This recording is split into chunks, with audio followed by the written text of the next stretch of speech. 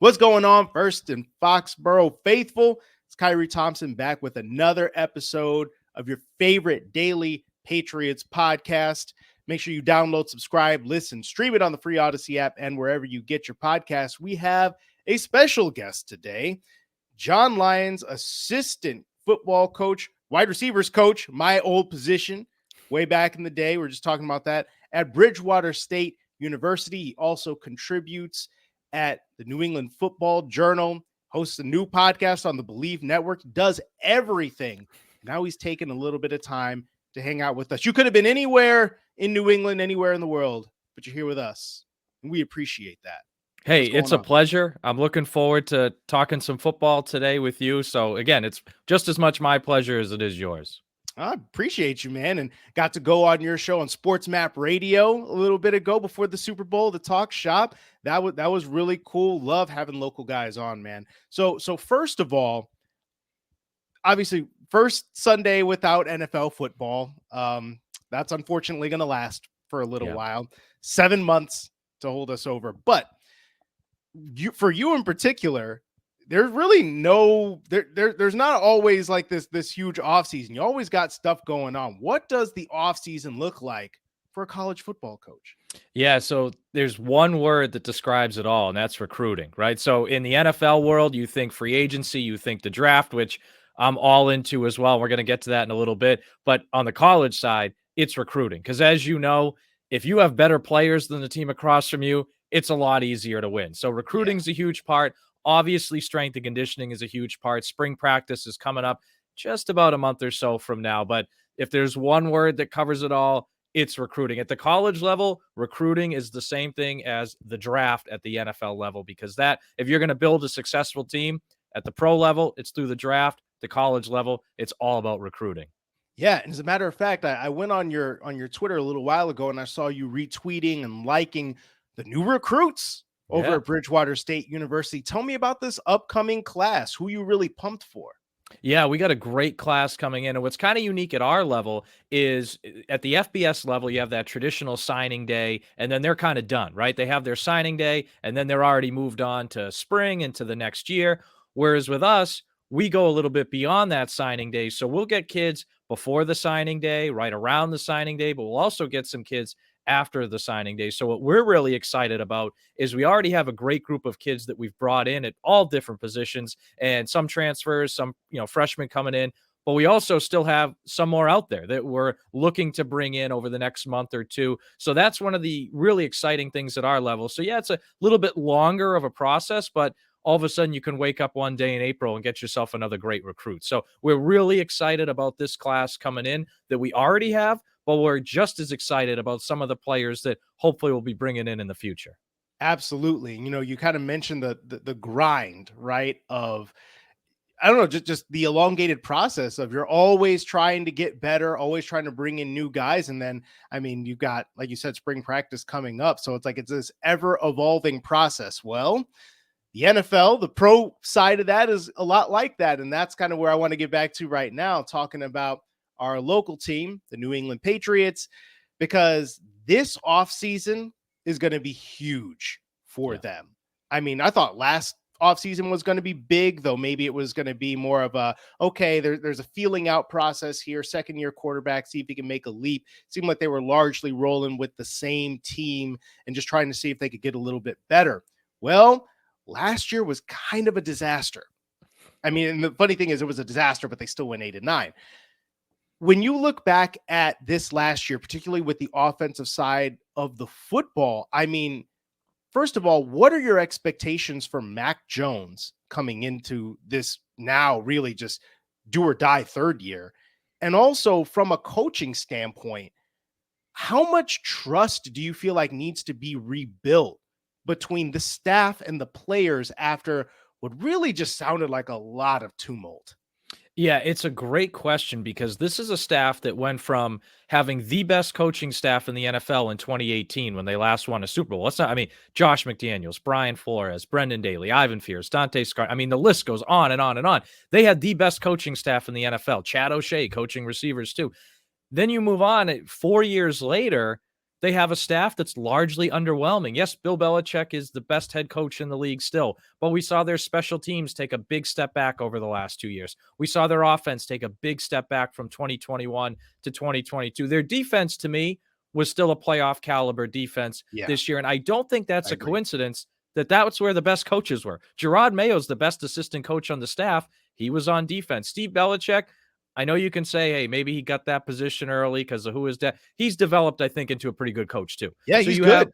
yeah, so you have two good coaches on that. Arguably, your two best assistant coaches on defense, and I don't think it's a coincidence. They were far and away the best unit on the field. You also had a lot of talent there, for being fair, but I think you mentioned the trust being needed to be rebuilt. I think Bill O'Brien goes a long way there because he's already done it before. He's not a new guy like Matt Patricia had never coached offense, save for 1 year as Dante Scarnecchi's assistant in the mid 2000s.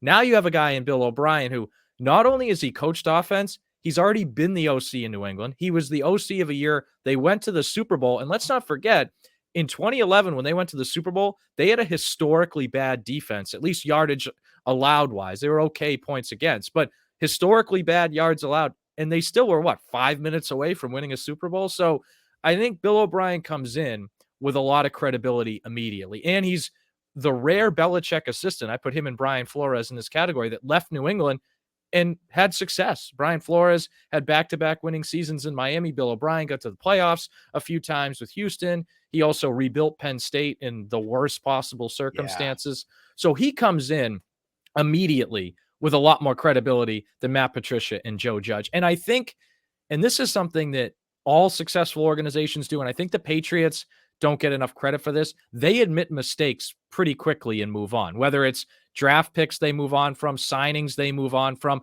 And in this case, I think Belichick, Kraft, everybody there realized this Patricia and Judge thing was a mistake. And instead of being stubborn about it, they moved on from the two of them. They now have basically a completely new offensive staff, with Nick Caley leaving for the Rams as well. And I don't really blame him as much as I do Patricia and Judge, but I think the credibility of Bill O'Brien himself, and also the credibility of admitting, hey, we made a mistake, let's reset this and move forward with it. I think that goes a long way with the players. But to your point, I still think there's some work to do there to reestablish that trust, that credibility as they move forward. But they've at least taken some positive steps so far. Yeah, I think that's a great way to put it. Admitting mistakes quickly. There was, and I thought honestly, like, by mid-season, there was no way they were going to run this back. And I knew that there were a bunch of people that were worried about it. Oh yeah, if they make the playoffs, are they going to think this is okay to try again for a second straight year? I was like, no. I think there's just too much dysfunction, too many people upset by it. And ultimately they go out and get the guy that I think really makes the most sense for this team, for this offense, for this quarterback in Mac Jones. Now, Bill O'Brien, I think if you took him and just put him on last year's roster and the coaching staff that they put together now, you just put Bill O'Brien on there, and I feel like they're probably a playoff team. All they had to do was get to 9 wins, and they probably would have done it with a competent offense. That said, while Bill O'Brien might get you to being a playoff team, I don't think he by himself gets you into, oh, now you're going to be a top 10 offense and you're going to be a Super Bowl contender. I feel like this team still has some holes that it needs to fill. I want to get your opinion on this.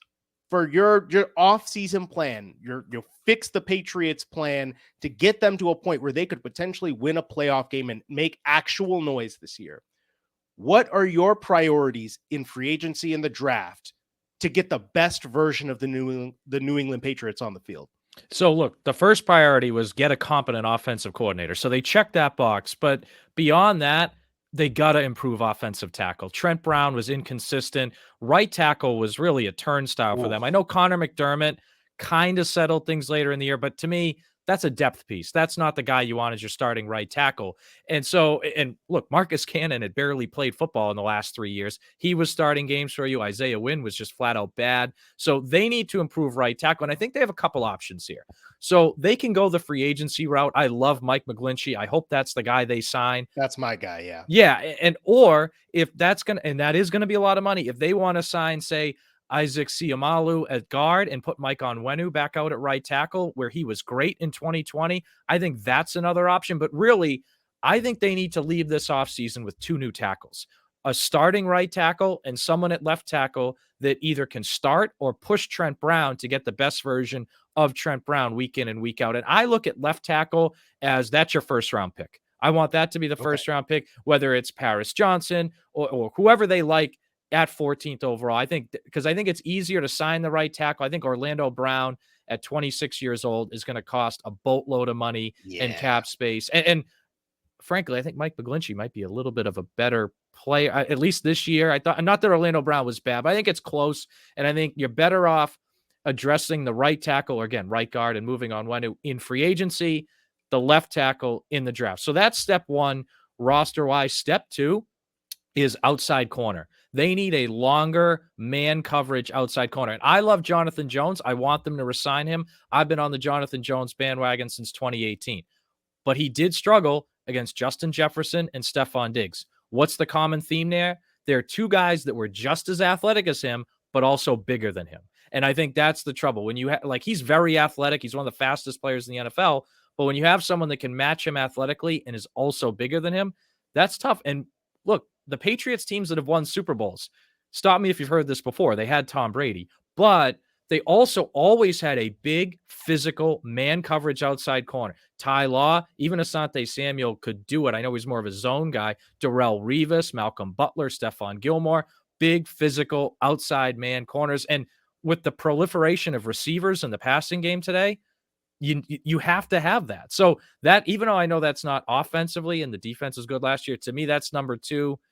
And then number 3, they got to fix special teams somehow. I mean, their special teams was a major problem in 2021. It got worse, I felt, last year. And we can talk more about that in a bit. But number 4, they need some sort of, and I don't know how you find it. Well, there's ways to find a legit A+ offensive weapon. And every time they've won this, and look, it doesn't have to be, the reincarnation of Randy Moss, which would be fine, but they won Super Bowls with Rob Gronkowski as the A+ option. They found a way in 2001 for Troy Brown to have 101 catches. Like, it's got, and maybe that guy is there. Maybe with a better offensive coordinator, we see Kendrick Bourne get 1,000 yards receiving. He had 800 in 2021 with the rookie Mac Jones. Maybe it's they find a way to get Ramondre Stevenson more involved in the pass game. I still don't know if a running back is going to carry you to the Super Bowl, but they need some sort of A+ weapon. So if I'm trying to improve the Patriots, offensive tackle by far first, then corner, special teams, and then some sort of high-end offensive weapon. So I'm curious there. So for one, receiver wasn't specifically receiver. It's A+ offensive weapon, which I like that because that leaves the door open for maybe there's a really good tight end out there that you might be interested in the draft that could become that. I want to ask this. Would you re-sign Jakobi Meyers? I would, but I have a limit on him. And I think it's probably the $12 to $14 million a year range. And look, the franchise tag for receiver, it's a little over $19 million bucks. Yeah. And I think the transition tag is like 17 and a half too. So, right. So you're not doing that. The thing about Jakobi Meyers, and I like him a lot, he's been probably their best receiver over the last 5 years, or at least ever since 2019, because Edelman that year was okay, and then you had Myers come in 2020. So if you just look at them, I know he hasn't played all those years, but just over that span in the offense, he's probably been their best receiver. The thing I think they need even more so, and I mentioned A+ playmaker, they need a slot receiver like a Troy Brown, Welker, Edelman, that it's 3rd and 5, and they can get you 6 yards on a whip route. And I love Jakobi Meyers, not really his game to do that. He will find a hole in his zone like nobody's business, and he does a great job. So I like him, and I want him back, especially because I figure Nelson Aguilar will be gone anyway. Yeah. But I want to spend more money on offensive tackle than I do on Jakobi Meyers if it comes down to it. And if I sign Mike McGlinchey and Jamel Dean and Jakobi Meyers leaves, I still feel better about my roster because I think that outside corner and that tackle are just bigger needs right now. I mean, it's nothing against Meyers, but again, I want Meyers back. My ceiling's about 14. Because the other thing too, is if I'm spending $14 million on Jakobi Meyers, well, for $5 million more bucks, can I just trade for T. Higgins and give him an extension? And he's a better so that kind of creeps into that conversation as well. So I love Meyers as a player, great guy in the locker room. I want him back. I'm not giving him 18 or 19 million bucks a year though. Nope. And I mean, as somebody who really likes Jakobi Meyers as well, I couldn't do that either. Yeah. That's one of those where it's completely understandable if you let him walk out the door at that price. But yeah, if you're talking about 12 million, I could see that. But then you're talking about addressing wide receiver, kind of in a different way. But especially if you did the way that you were suggesting, right? You sign McGlinchey, you sign a corner, and then it's like, okay, maybe your focus shifts a little bit in terms of your draft priorities. It's the team building aspect of this is really, really fascinating. But I want to get to big picture. Like, let's pan out away from this.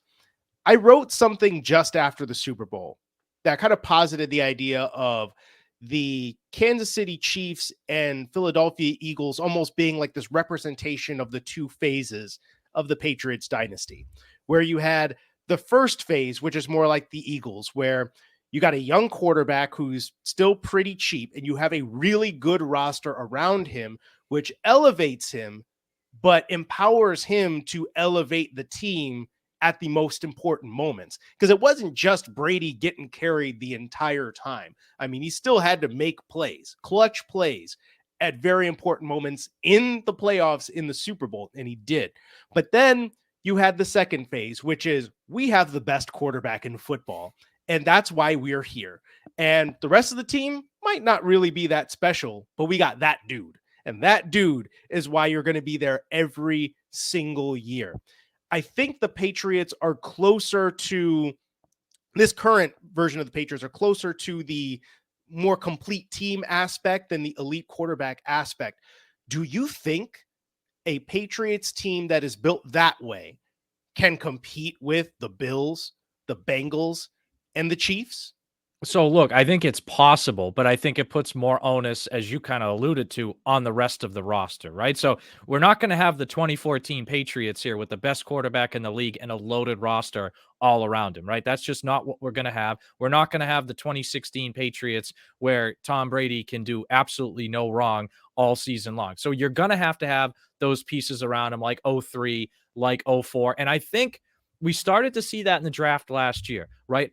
The Patriots had a big emphasis on speed and athleticism because in that Buffalo Bills playoff loss a couple of years ago, they looked slow, especially on defense. Their offense was plodding along. And just look at their draft last year. Cole Strange was number 1 in relative athletic score. Tyquan Thornton was number 5. Jax Jones was 22nd. Pierre Strong was number 5. Even Chasen Hines, I think, was in the top 5 in relative athletic score. And Marcus Jones, he didn't test because of a shoulder surgery, but I think he would have been up there. Yeah, he probably would have been a top 10 guy. So they put a huge emphasis on speed and athleticism. And I think that's what you need. In today's NFL, if there's one word besides quarterback that separates teams, it's speed. You look at the speed the Chiefs have across the board on their team. Look at their defense. They're starting 3 rookies in their defensive backfield, but they're 3 of the most athletic guys on the field, so they're able to make up for it. Look at the Bengals receiving core and how much speed is there, or their defensive backfield. Look at the Eagles pass rush and how much speed is. So I think for the Patriots, can they beat a team like that? I do believe so, but I think they really have to improve that athleticism. They have to improve the pass protection because Mac Jones is going to need more time. And I think if those things we talked about earlier, the outside corner, the tackles, improving special teams, that's going to help too. Because look, if you're going to beat the Chiefs and they have Mahomes and you don't, you got to win on the margins too. If you're going to beat the Bills, you got to win on the margins. Bengals, you got to win. All these teams, which for 20 years, the Patriots were great at. They would always win on the margins. In the last 2 years, they haven't been great at winning on the margins. So I think that's how you do it. You find elite athletes to put around Jones on both sides of the ball. You fix your special teams, and then you win those games on the margins. And then I think you can beat those teams in the coming years. But again, it's like you have to play an A+ game, and they have to play like an A to A- game. And then if that makes sense, and then you can beat them. Yeah, I mean, I think the last couple of years kind of showed that, where the margin for error for the Patriots was so much less than some of these other teams that just had better talent. And I think that they would have to upgrade their roster to an insane degree to kind of close some of those gaps. But again, a lot of it is going to depend on one Michael McCorkle Jones. and seeing what he can do in year 3. I hope they give him a little bit of, I don't know if they're going to get the big signing, the big trade and pay like you got for Josh Allen or Jalen Hurts or Tua Tagovailoa, but give him something better besides just Bill O'Brien. Yeah. And then let's see how this whole operation turns out. Yeah, I agree. I think first you got to protect him better with the offensive tackles and improved offensive line coaching. Like a lot of people don't talk about Matt Patricia wasn't just the OC. He was the offensive line coach while they were changing protection schemes. I mean, that's 2 massive jobs, and the offensive line suffered from that. And I think Adrian Clem, look, I know there's some criticism of how his tenure with the Pittsburgh Steelers ended, but he's a competent, committed offensive line coach, which is something they did not have last year. So that alone, I think, will go a long way towards fixing the protection issues. And look, Mac has to be better. Like Mac was inconsistent. If Mac doesn't throw 3 interceptions in the second half, they beat the Ravens at home in week 3.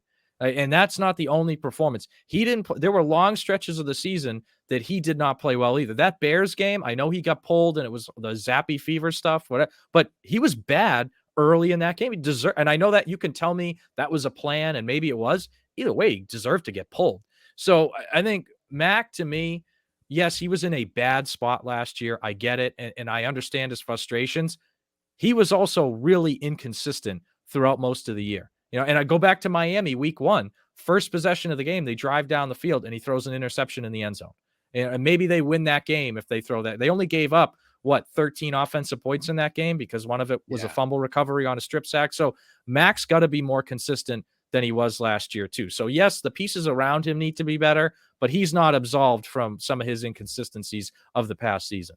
Nope, no indeed. And I think at this point, especially you hear some of the smoke around, maybe they don't see as big of a difference between Mac Jones and Bailey Zappi. I mean, we'll see. I mean, maybe that's stuff that's just hearsay or what have you, but if that's true in year 3 and the Patriots think they have a team that can win, then I don't know. You might not see as much margin for error for Mac Jones either. But again, we're going to keep it positive. We're going to keep it optimistic right now. Good vibes. Mac Jones going to improve in year 3. So we hope. Yo, Jon, Coach, thank you so much for joining me. This is so much fun. Cannot